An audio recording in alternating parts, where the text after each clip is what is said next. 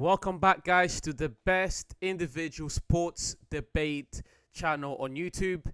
JVM and Yusuf. There's a lot of things to talk about today, so let's get started. But before we do so, guys, Yusuf, how you doing? You look, you look incredible. I'm looking the part, football experts. We out here. You I'm look good. I'm good. I'm incredible. doing good, man. Football is back, and we're back. The experts. Okay, The so experts. so yeah, me and Yusuf we were talking about before the show. So many things to talk about, and I think we're gonna start in the Premier League, and we're gonna start with Jadon Sancho. We're gonna start with Jadon Sancho and Chelsea because Jadon Sancho and Chelsea look very dangerous right now. Mm-hmm. This was a team. This was a team. There was a lot of questions at the beginning of the season on how good Chelsea were going to be, if they were going to be able to be competitive. And first four games of the season, and so far Chelsea look good. Yes, they were humiliated by Manchester City, but who isn't? Apart from that City game, Chelsea has looked strong. They've got an array of offensive players that can do damage to any team at any given game. At any given game, and now they've got Jadon Sancho, who played very well in his first game. What is Yeah. the ceiling for this Chelsea team, Yusuf? I have said it before. Chelsea have the recipe to make the best meal or the worst meal. So they have all of the right ingredients to either make the best meal, depending on who's cooking the meal. You understand me? So it is an array of players that have amazing upsides, but also a combination of what player manager, team problems, stuff like that that could also go down the rabbit hole of like failures. You understand me? And all of these additions are going to work at one point. So we just hope this is the beginning of the best that we can see from Chelsea. And to kind of speak on Jadon Sancho, I heard in an interview after the game, the Chelsea coach was talking about Sancho just needing love. And we noticed that every place that he goes to, that he seems like he's happy to be there. Example, Dortmund last season, Yeah. he's amazing. You understand me? He's amazing. So, and one thing I have noticed is, we have to kind of, as Premier League fans, take ourselves out of the mindset of this is how a winger is supposed to be. You understand me? We have this notion of a winger is supposed to be run, dribble, goal scoring, cutting, shoot. We have this notion of how natural or the orthodox winger is supposed to be. So if we get a winger or an attacker that is like kind of different, that is like kind of slower, kind of a pass first player, not too pacey, giving like brilliant passes, we tend to not see their qualities because we are used to seeing wingers in a certain light. Mhm. And I feel like Jadon Sancho is one of those people facing that problem. You get me? He plays his role in a different way. So if you have a team that can facilitate for him doing that, and people up front capitalizing of all of his qualities, it is going to look amazing. Put him in the Dortmund team. He didn't have to run too much in the Dortmund team, but his impact was felt because he had people running for him and him what making the intricate passes. You understand me? So let's just take Jadon Sancho out of the normal norm of what a player in his position is supposed to be, and just what appreciate him for what he brings to the table. And I feel like that is what Chelsea is going to do for him. So the ceiling is very huge, Chelsea. I just hope they are able to work constantly, week in, week out, be consistent and put the thing together. Yeah, and usually I like to give my, rational, calm takes, even when it comes to Ronaldo. I love Ronaldo, but I had to criticize him. With Mm-hmm. Jadon Sancho, I don't care about this guy anymore. He can perform well. I just don't care about him. Whatever he does at Chelsea, I just don't care. We'll talk about it on the show because this is a football show and we have Whose to. fault is it though? Whose fault is it though? But I generally don't care about Jadon Sancho because the truth of the matter is, as a football player, you should be able to perform in any settings. This whole thing of I have to be Mm-hmm. loved, I have to be loved, that just sounds weak to me. That generally just sounds weak to me. So now you come to Chelsea, and But now you come to Chelsea, and now you want to ball out. Okay, Jadon Sancho, we got you. That's all I'm gonna but say.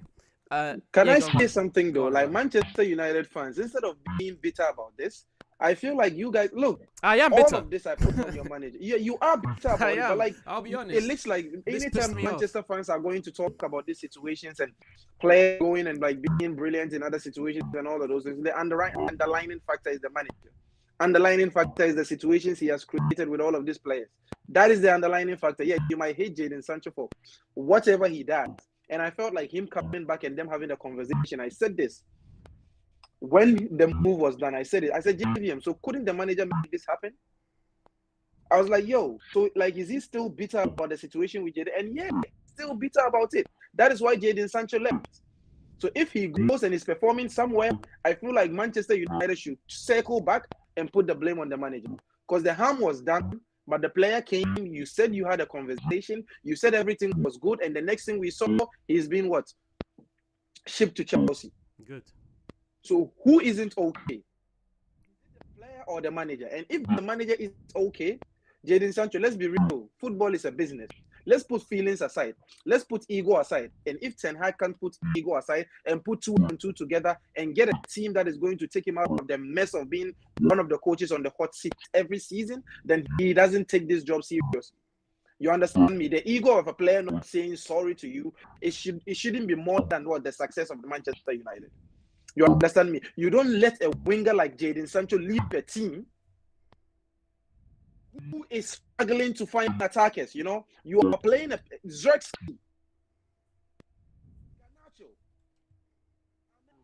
Look at the attackers you have. Compare it to what City is presented. Compare it to what a Liverpool. Look, you even compare it to an Aston Villa or Newcastle.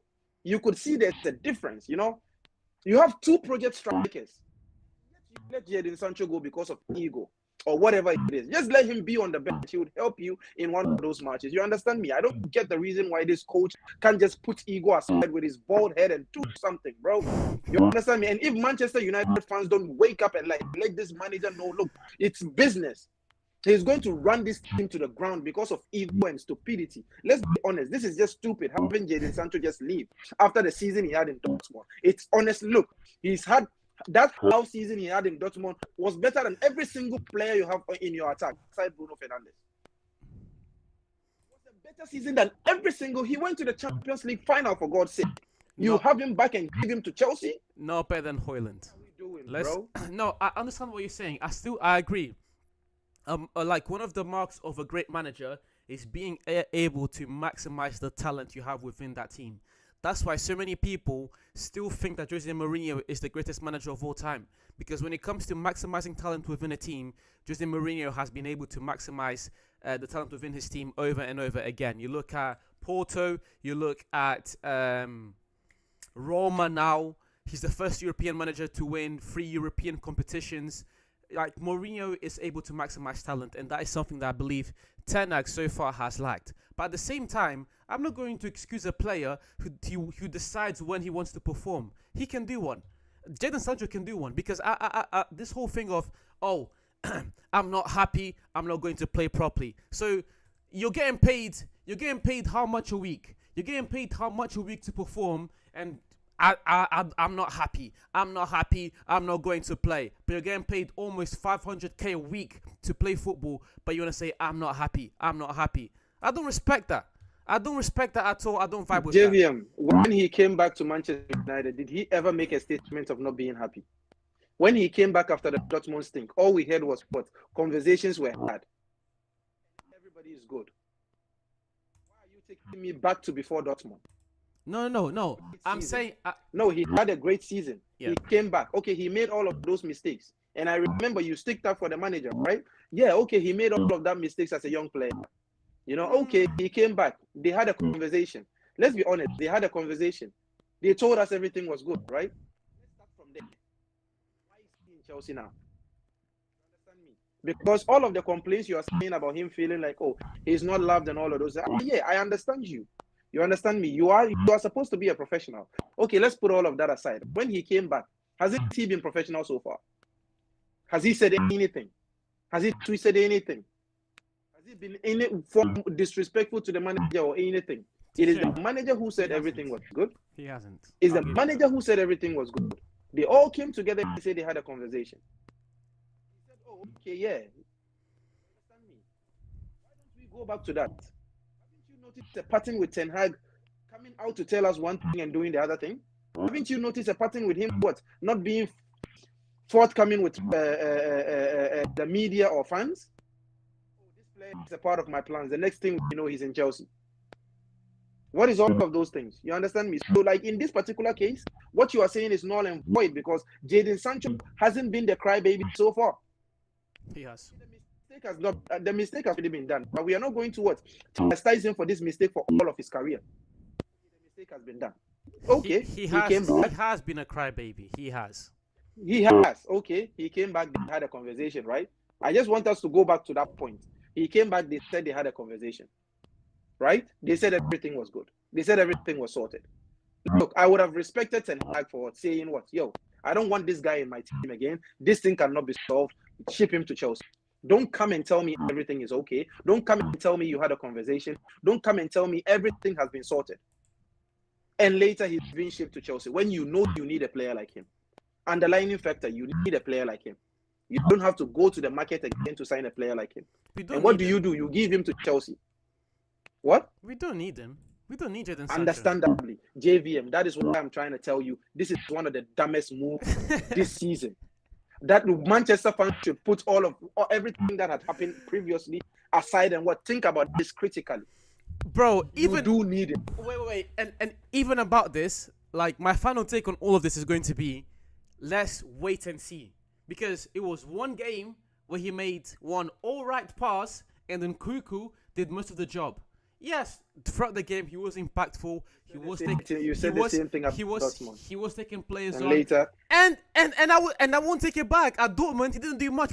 Listen, people were gassing him because this is Manchester United. When it comes to United, when it comes to Real Madrid, when it comes to Barcelona, when it comes to Bayern Munich, people are going to amplify things because these are the biggest clubs in the world, and they have the biggest fans. They're gonna get more coverage. They're gonna make more money off this stuff. Jadon Sancho at Dortmund was not that impressive. People love to say, "Oh, Jadon Sancho went to a Champions League final." No, Dortmund went to a Champions League final. Sancho did play his part, but it wasn't Sancho went to a Champions League final. No, he went there with the team, and in that final, he absolutely stacked the place. Sancho absolutely stacked the place in that final. Let's not lie about that. And then we don't need him. Manchester United fans. We don't need him. We don't need him because look at how Garnacho's been playing. Look at how Ahmad's been playing. Look at the way Rashford's been playing. He's a bench player in our team anyways. And again, as I said, my final take... How has Garnacho been playing? If you are going to tell me Garnacho didn't perform in Dortmund, how has Garnacho been playing? How has Rashford been playing? Garnacho has 2 goals. Garnacho has 2 goals and 1 assist in these first 4 games. If we're gonna compare, watched him in 90 minutes. Even this game that you dominated, did you see Garnacho in 90 minutes? If you are going to tell me this is the Garnacho that is going to take you through all of this season, then Manchester United has lost his quality as a team. No. This Garnacho that came off the bench and scored the goal. Yes, this Garnacho that came off the bench and scored the goal. Yes, I'm taking Garnacho over Sancho from his performances over the last 18 months and his potential going forward. I 100% take Garnacho over Sancho. Sancho is a fraud, and this is going to be my last point. He had an alright game where he had made an alright pass, and Cuckoo did most of the work. We're gonna see how long. We're gonna see how long this lasts. I feel your pain. I don't believe in Jadon Sancho one bit. This guy's a fraud. He's a fraud, and I'm glad he went to Chelsea because he's going to stink up the place there as well. He's a fraud. Your pain. He's an absolute fraud. I feel your pain. Don't trust that guy whatsoever. I feel your pain. You've been trusting Rashford for the last 5 years.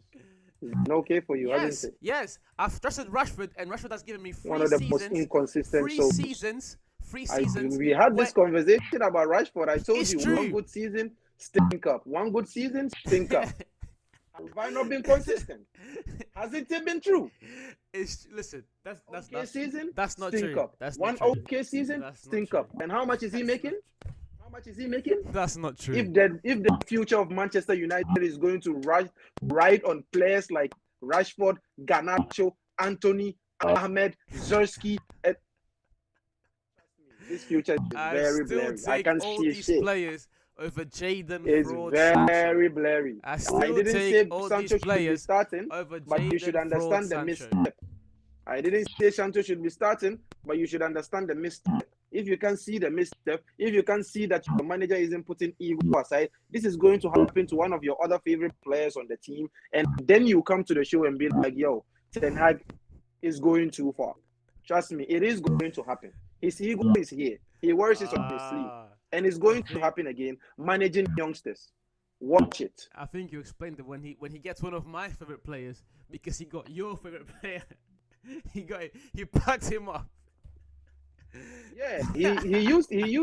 Look, Who's bitter? this is what this is strategic. You know, he came into the jail and tried to punch the biggest and the bad wolf. That was what he did with Cristiano Ronaldo. We all saw it.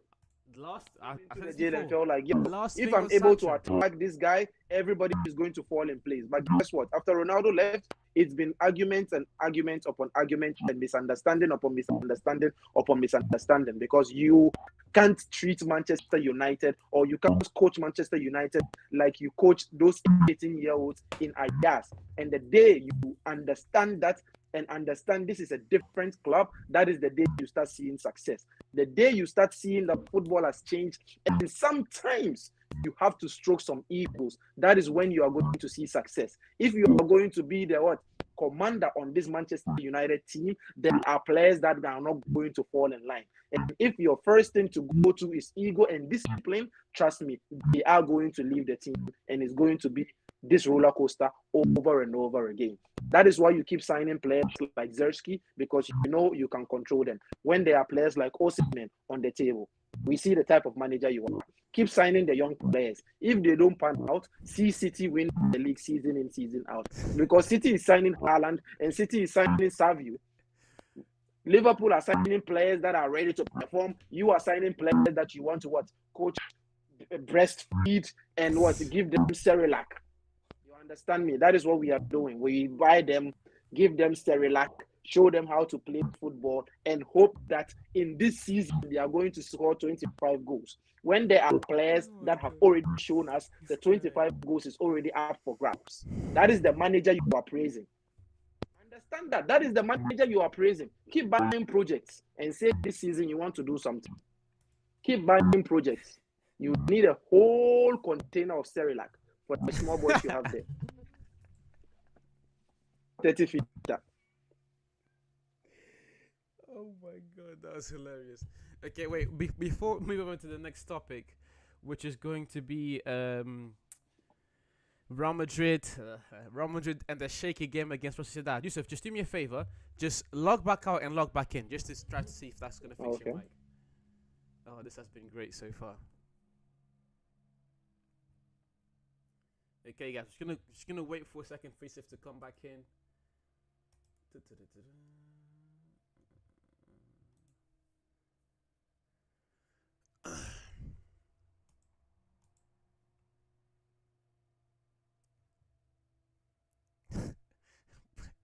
Sarah, like, this guy has no chill.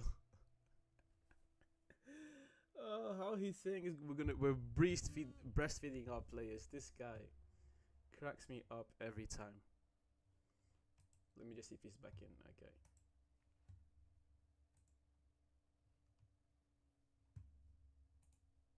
Just bear with us, guys. I'm just gonna add Yusuf back in. Then we're gonna carry on to see if that fixes the mic problems.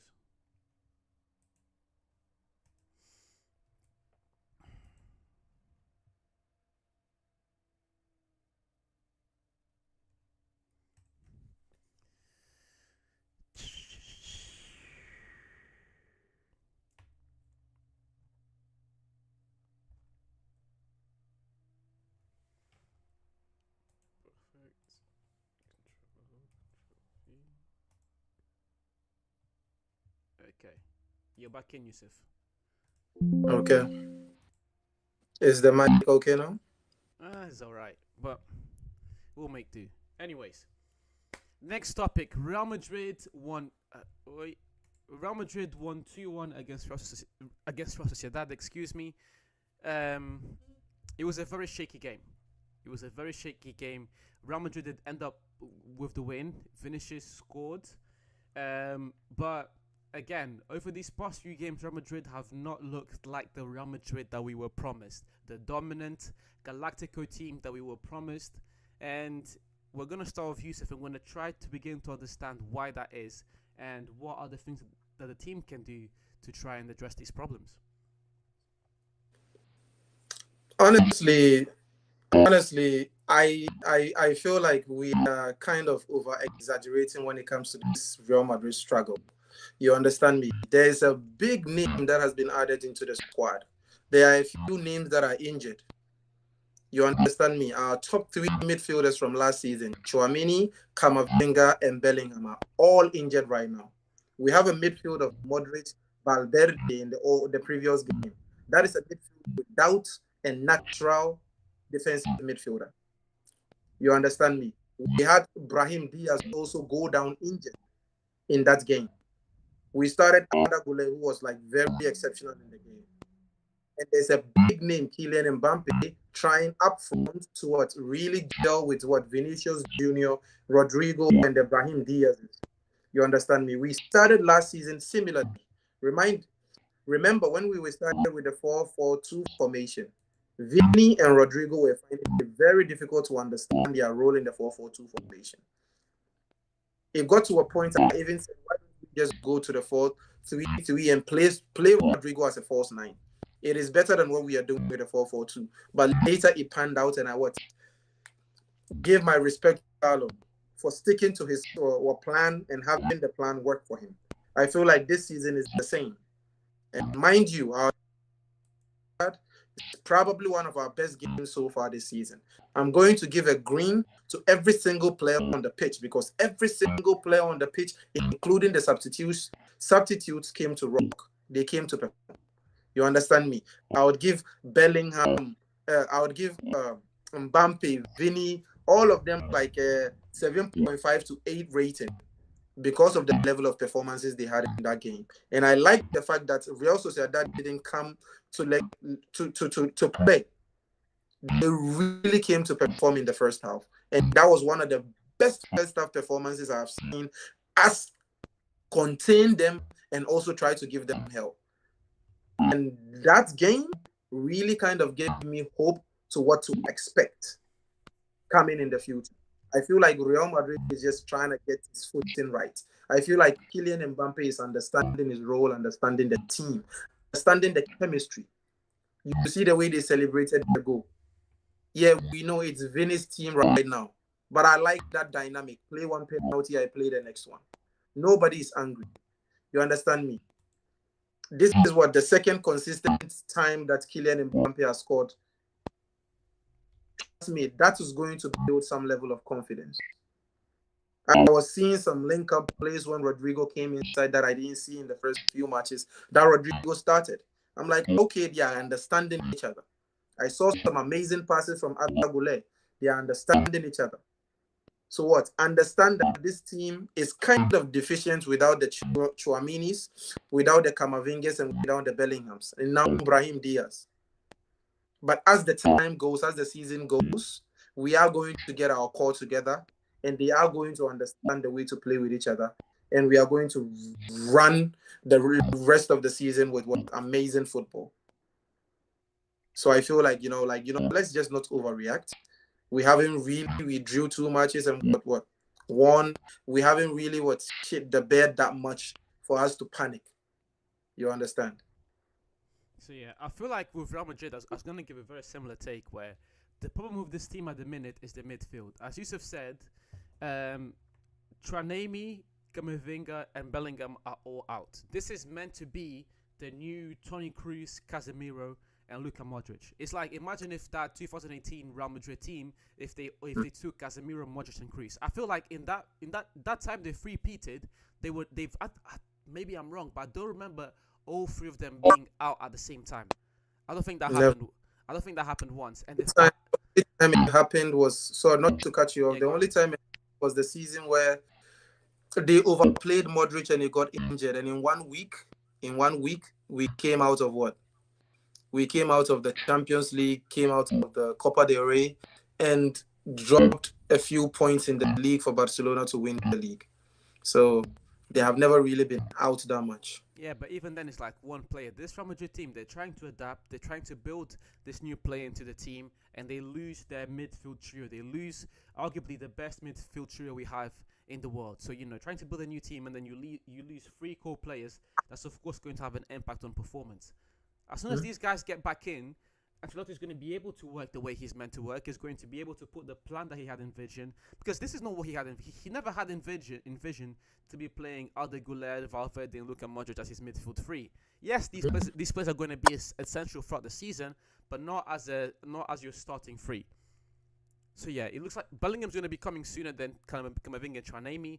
Those two look a bit more serious. Bellingham's going to be back soon, and this midfield is going to go back to play the way it's meant to play. And I want to quickly highlight when Real Madrid first won, not first one, but when Real Madrid won their 10th La Liga, 10th Champions League, the season after that in 2015, they didn't win anything. And everyone lost their heads. Everyone lost their heads to the point that even Ancelotti was fired. After that, Real Madrid won 3 Champions Leagues in a row. There is a sense of urgency there to get things sorted, to organize the team, but let's not lose our heads. This team still, or at least on paper, it is still as scary as we thought. They've not been embarrassed in any way, shape, or form this season yet. They're not down in 4th or 5th place. They're gonna go back to performing to the way we expect them to, and then hopefully they can exceed everyone's expectations. But yeah, and even in that sense, Real Madrid can still win the La Liga. My main focus is going to be their performance on the Champions League. My main focus is going to be Real Madrid's performance in the Champions League, because this is they didn't bring Mbappe to win the Champions League because they've already won it, but the dominance they want, another three-peat, is what they really want. And then Mbappe is meant to be one of the main players to do so. So again, my analysis and scrutiny or praise to Real Madrid is going to come in the Champions League, because that's where I think things really matter. I think they can use this time to try and figure things out, and then of course implement the 3 players that are injured. Facts. So yeah, anything else on Real Madrid, or are we okay to move on? No, we should understand that we lost a player like Cruz. This is a player who spent his whole career with a 95% passing rate. That is a major loss by all standards. And mind you, our defensive line. We have still have David Alaba not in the squad. We still have a few deficiencies, and everything is going to work out.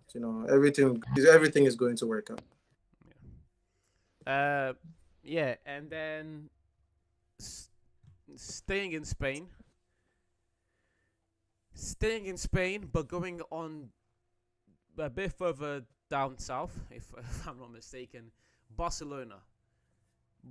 Whereas Real Madrid have struggled so far this season, Barcelona have excelled. Barcelona have been playing, arguably, outside of maybe Manchester City, they've been playing the best football in Europe. So we're going to talk about them. Yusuf, what do you think of this Barcelona team, and are they a problem for Real Madrid in the La Liga? They have started, I think Barcelona have started better than I expected them to start.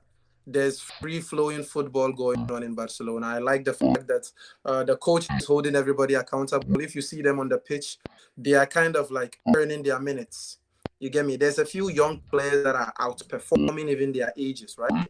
Yamin Yamal, there's Kubasi, there's the other midfield kid that I talked about the other day who got injured, Amazing ball.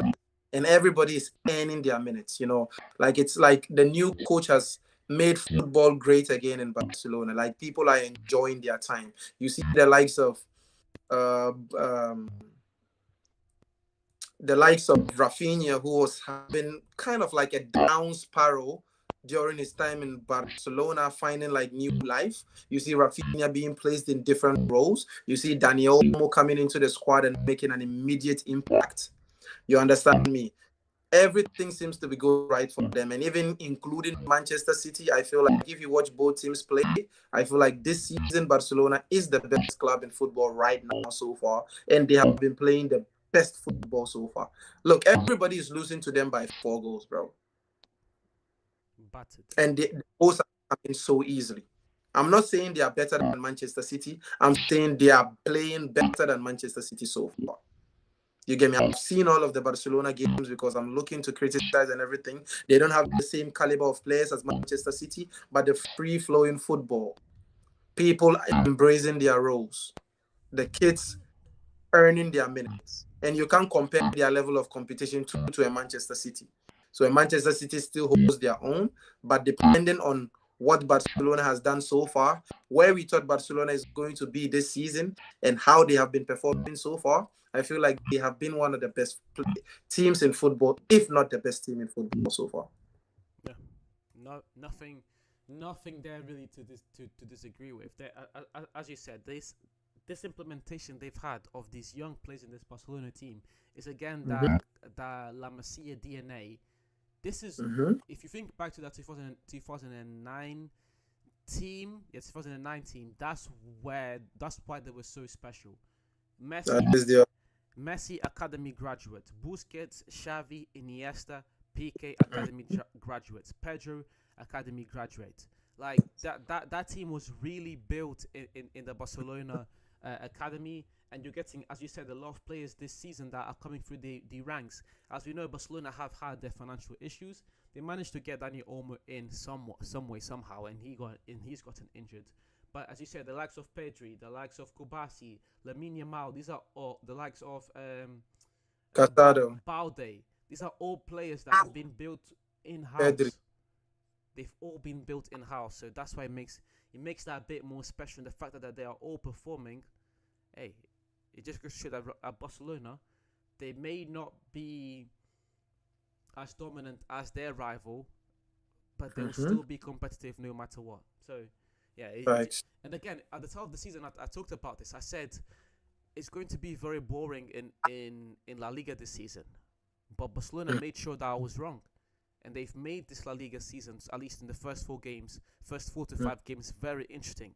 They've given Real Madrid something to think about every single game. Where if you put a foot wrong, if you guys don't perform, we will perform, and we're gonna get those points. And again, right now in isolation, this isn't too bad. But as the season progresses, the points that Real Madrid have dropped at the start of the season may come back to haunt them, because Barcelona have had pretty much a stellar, perfect start. Facts. So yeah. Facts. And mind you, Barcelona is doing all of this with Araujo injured, Christensen injured, Frankie de Jong injured, Ansu Fati injured, Gavi injured, and they are still holding on. So there are very key players like Araujo and de Jong injured, and they are still holding on with academy graduates. That is amazing. And truly, truly impressive. Okay, we're at the half-hour mark, and today, actually, Yusuf came up with some very interesting topics. We're going to start with the Champions League first, because it's not too long until the Champions League starts, guys.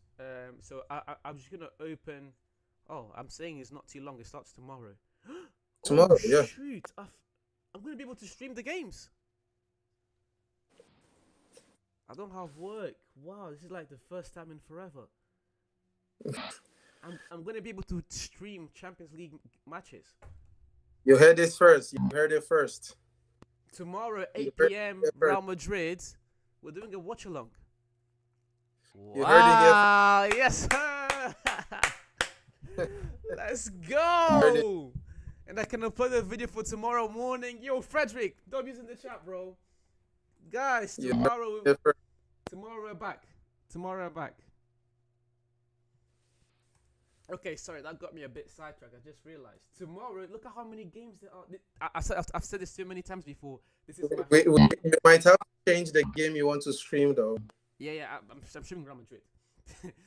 No, you might have to change that. There's one cracker tomorrow, bro. Wait, let me have a look. 1 second. AC Milan, Liverpool. Uh, yeah, I may just advertise that one, but then watch Real Madrid anyways. I may just advertise both. But yeah, yeah. Okay, let's actually make a video about this. Champions League predictions for today. We've got Juventus against PSV, Young Boys against Aston Villa, Real Madrid against Stuttgart, Bayern against Dinamo, Zagreb, Sporting against Lille, and AC Milan against Liverpool to kickstart the Champions League season. Now, before we get into it, guys, just quick recap, just so that you guys remember, this Champions League season is going to be very, very different. There's no longer going to be the group format. These teams are all in the league. They play each other once, 8 times. You're going to play a different team 8 times. And then the top 8, if I'm not mistaken, go on to the round of 16. Then the next 8 play a mini knockout system. No, the next 16, excuse me, play a mini knockout system. So yeah, it's going to be very interesting. So the stakes are a lot higher this season. And yeah, we're going to start with the Juventus against PSV game, Yusuf. What's your prediction? I have Juventus win that game. Juventus have started the season in somewhat shaky form. Won 2 games, drew the last 2 games, but one of the last 2 games they drew was against AS Roma. So I have Juventus winning that game so far. Yeah, me too. I feel like this is one of those easy games to predict. PSV not... Actually, let me just double check PSV's start to the season. PSV started the season very strong. They've won Yeah. every single game. Yeah, PSV again, very very strong. I just didn't want to get it wrong, but PSV they've won every single game so far this season. I might have to change my opinion actually. Ooh, this is actually making. Yeah, look very solid. They won one of the games by 7-1.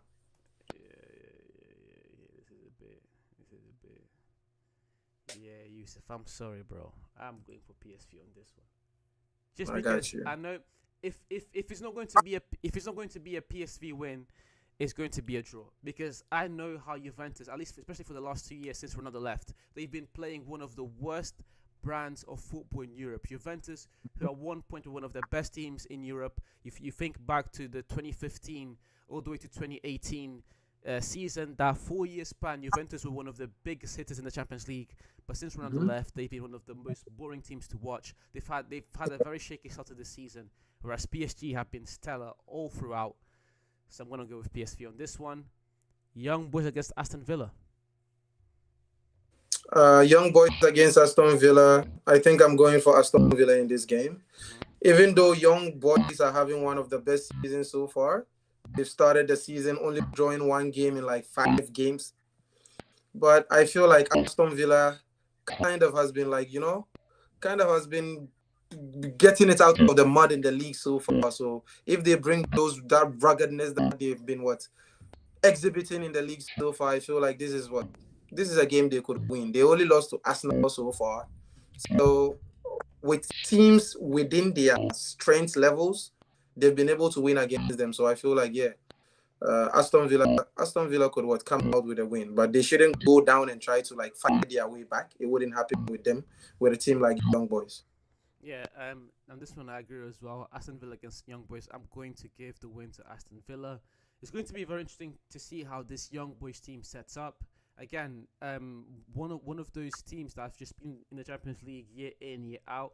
Never able to make anything special out of their appearances, but they're always in there. And you have to respect that. But I'm gonna go for Aston Villa on this one. Then you've got Real Madrid against Stuttgart. Dead match.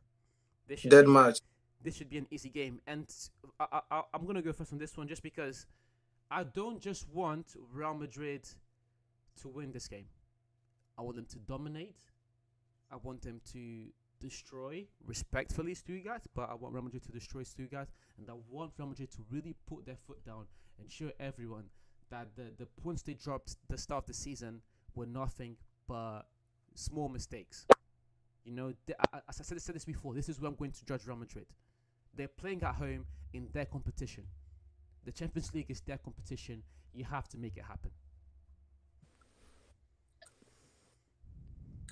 Real Madrid so far has had we've had a very good record against German teams. I feel like I don't know if it's the fear factor, but like we match up well with German teams.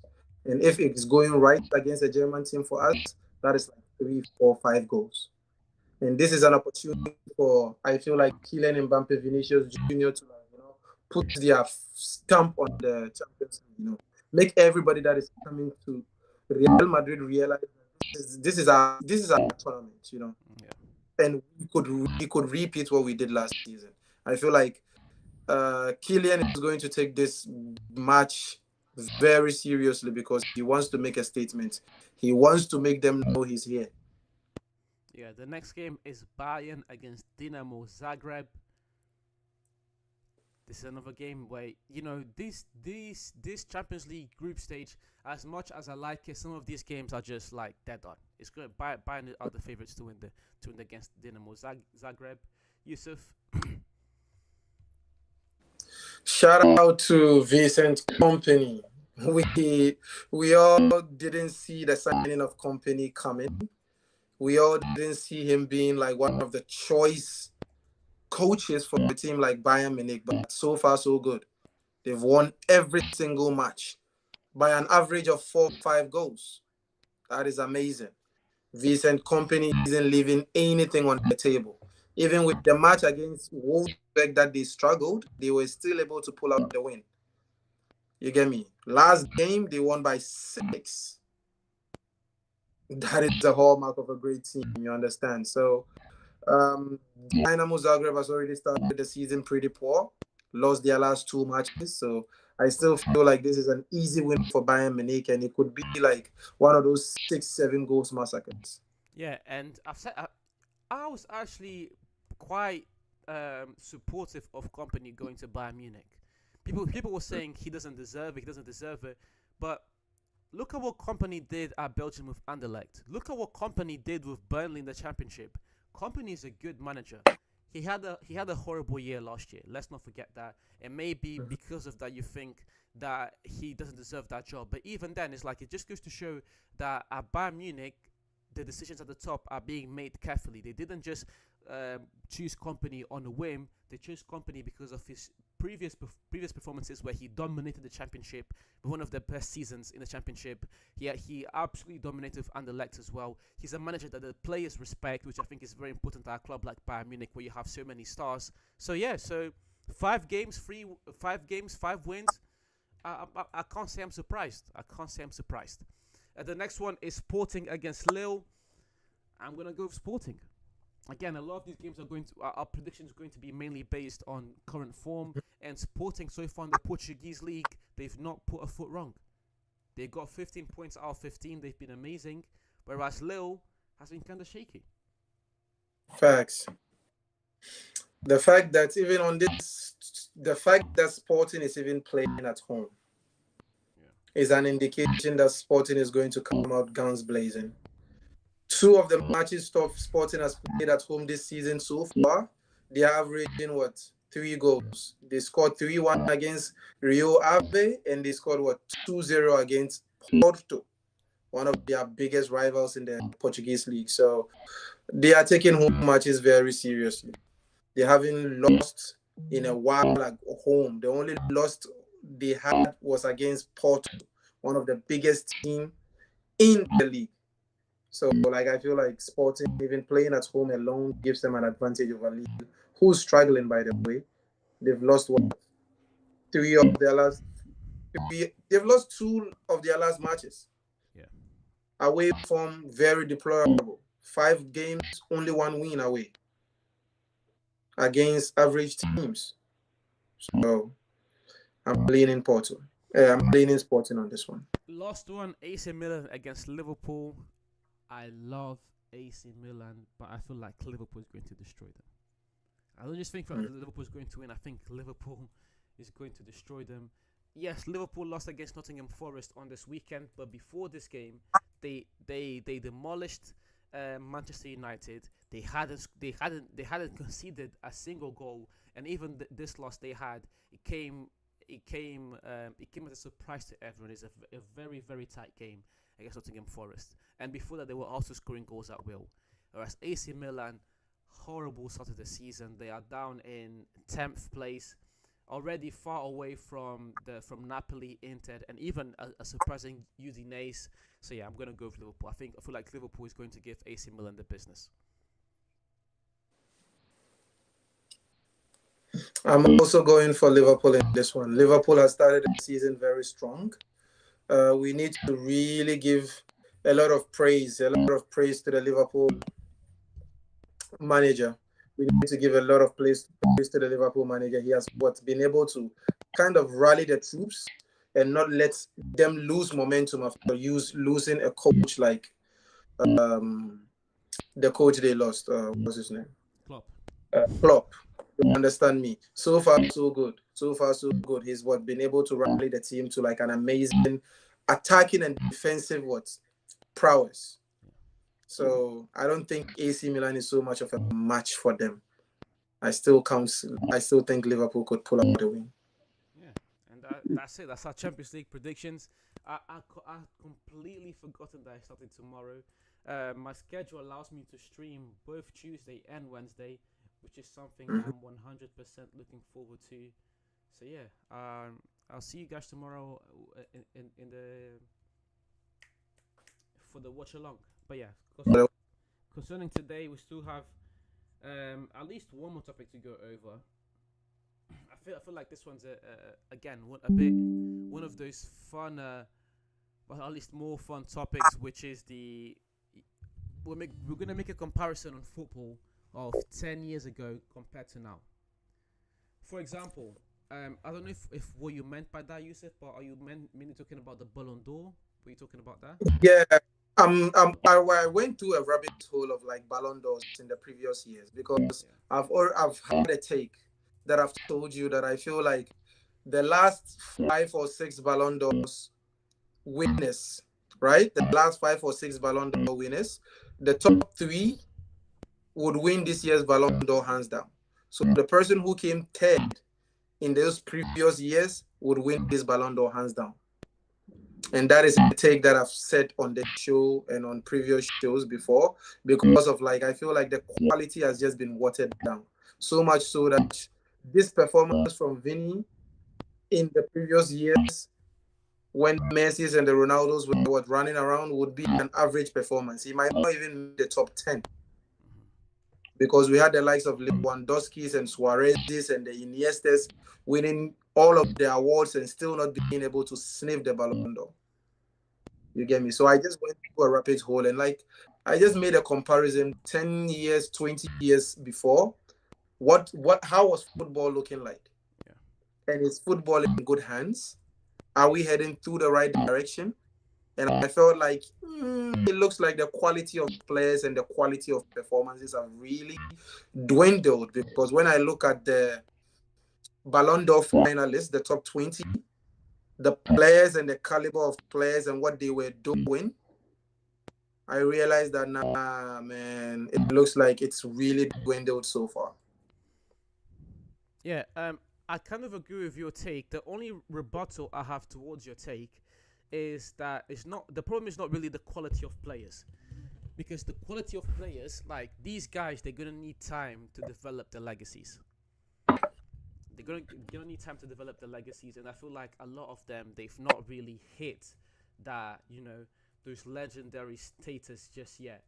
However, in that same note, for example, if we compare the favorite player or everyone's favorite player to win the Ballon d'Or right now this year, which seems to be Vinicius Jr., some may say Bellingham, some may say Rodri, but I feel like consensus seems to be Vinny Jr., and this is where I feel like your take is 100% warranted, because Vinny Jr., as the favorite to win the Ballon d'Or this year, he scored 24 goals and had 11 assists, and he seems to be the front runner.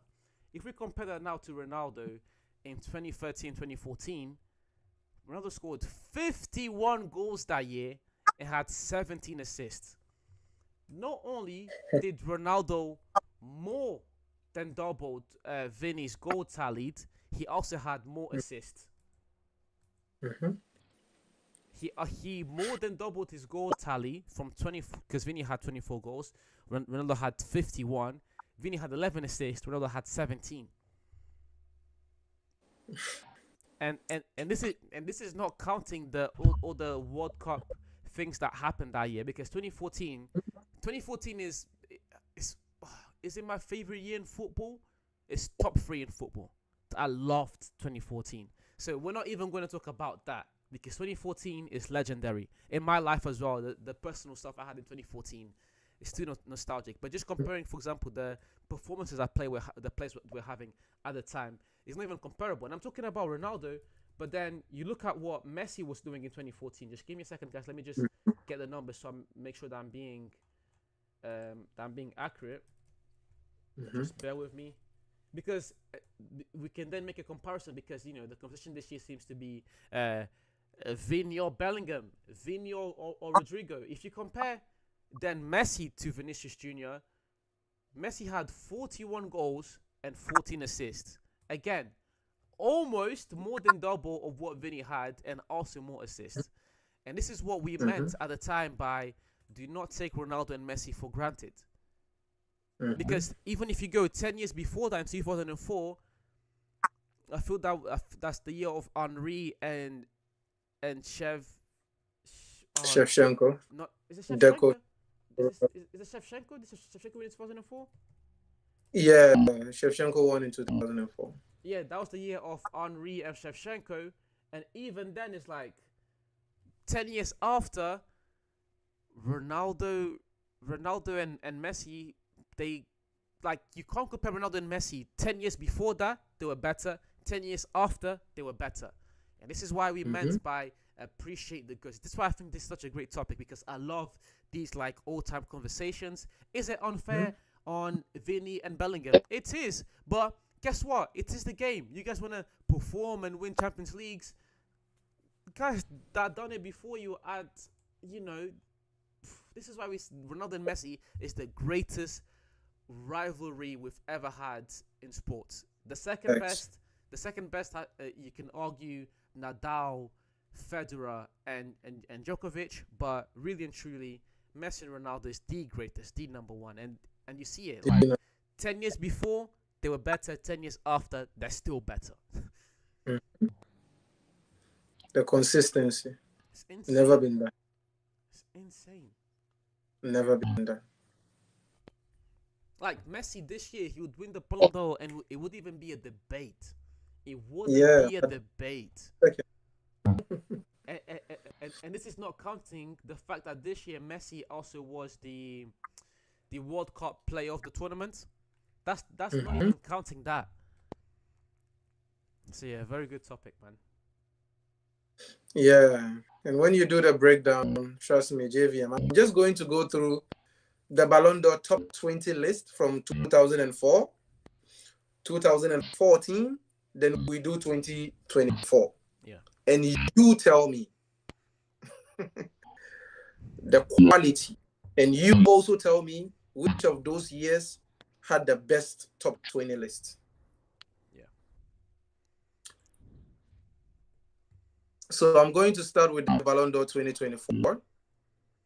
And the number one, Shevchenko won the Ballon d'Or in 2024 with Inter Milan.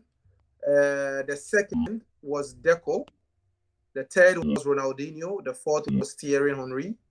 The fifth was Theodos Zokovic. The sixth was Adriano. The seventh was Pavel Nedved. Eighth was Wayne Rooney. Ninth was Ruud van Nistelrooy. 11th was Angelos Christas. 12th was Cristiano Ronaldo and Milan Barros. 14th was Zlatan Ibrahimovic. 15th was Samuel Eto'o. He shared 15th with Kaká. 17th was what? Fernando Morientes. He shared 17th with Frank Lampard, Didier Drogba, Gigi Buffon, and Tarios Delas.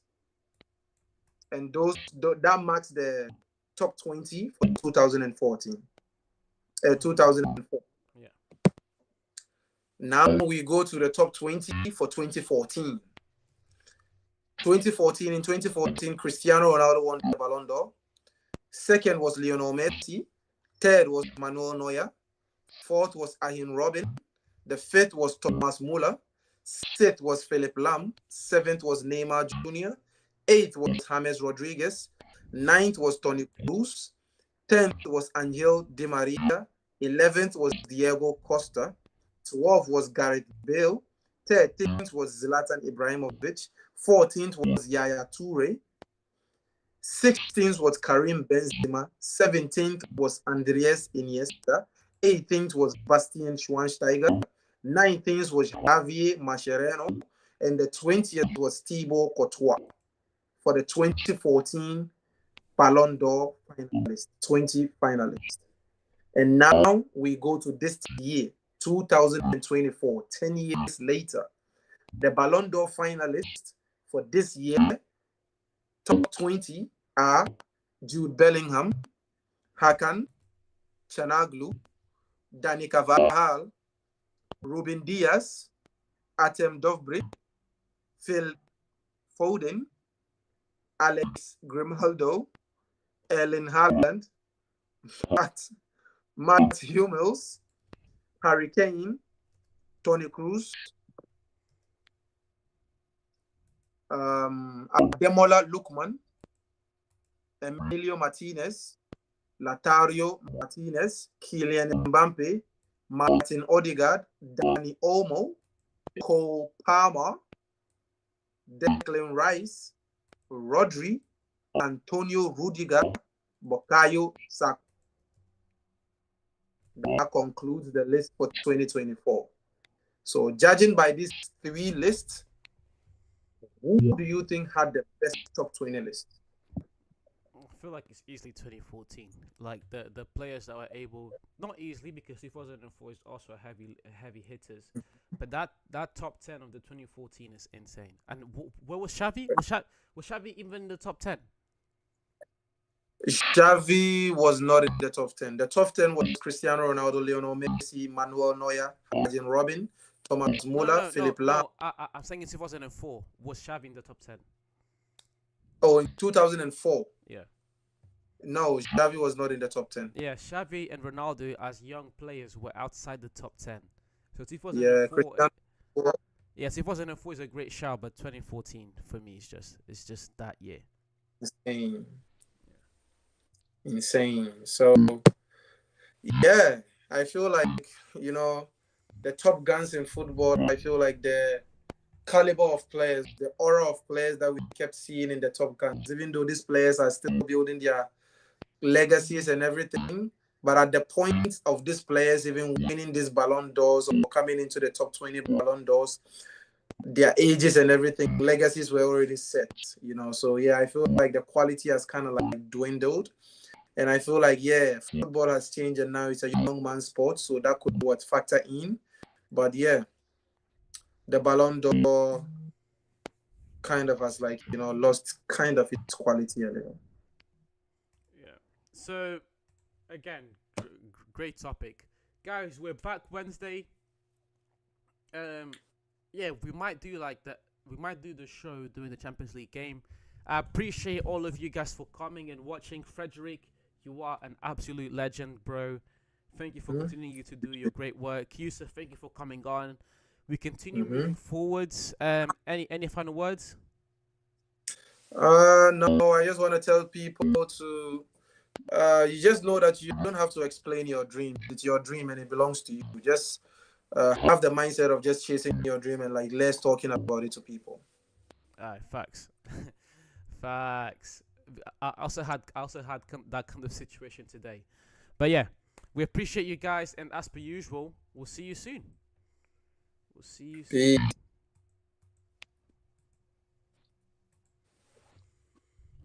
Oh.